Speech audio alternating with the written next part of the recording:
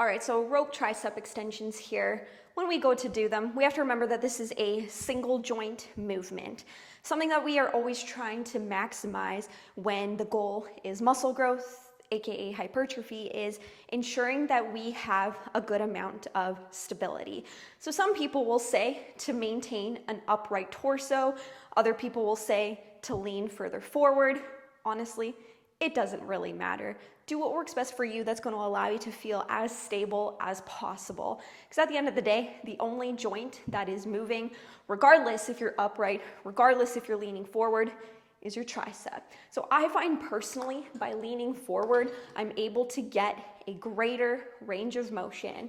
So if I'm leaning further forward like this, we have one rope. We want to focus on keeping our elbows tucked and glued to our side.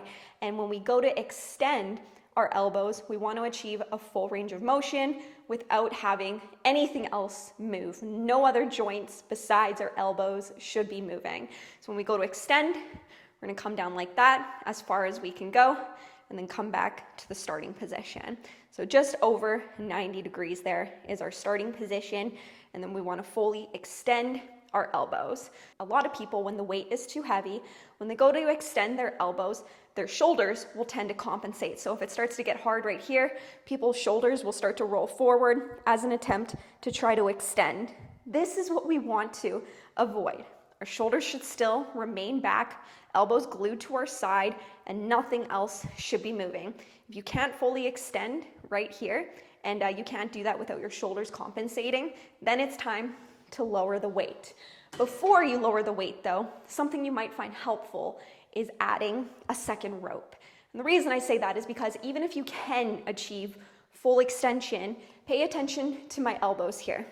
When I do try to achieve full extension with a single rope, you'll notice that my elbows look like they're pretty straight, but the rope doesn't go really far past my side of my glutes here. There is a little bit more room for just a tiny little bit of an increased range of motion. So we're gonna take this single rope here and make it a little bit longer by bringing it down and having it like this. And we're gonna grab a second rope if you're able to.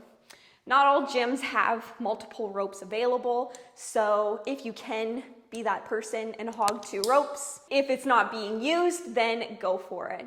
So you want to make sure that both of the end points here are facing away from you, so that way they're not hitting you in the chest if they're facing this way.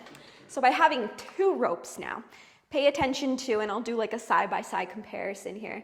Pay attention to my elbows when they are extended.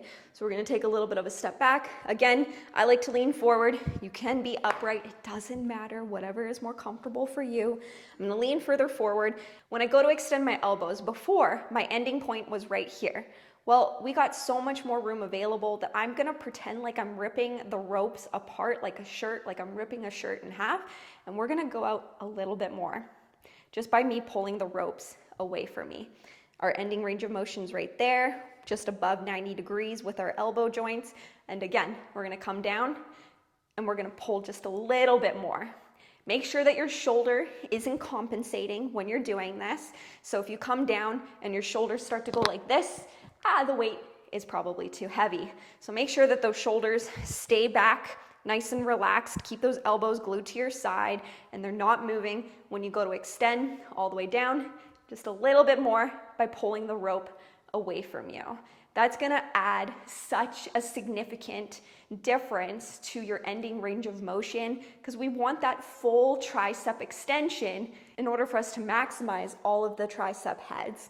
So full extension is very important. I understand that not everybody can always get 2 ropes. And if that's the case, then I would do a unilateral extension if time permits. So maybe you can't get 2 ropes, but you have 1 rope. I'd still make the 1 rope longer. And then you can focus on doing it in a unilateral fashion, AKA 1 at a time. So if you can, increase stability, right? I'm gonna hold on to something, lean forward, and the same concept here is gonna apply. Oh, I can't do it with 1 hand.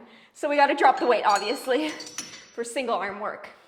So again, increase stability, bring that elbow glued to the side.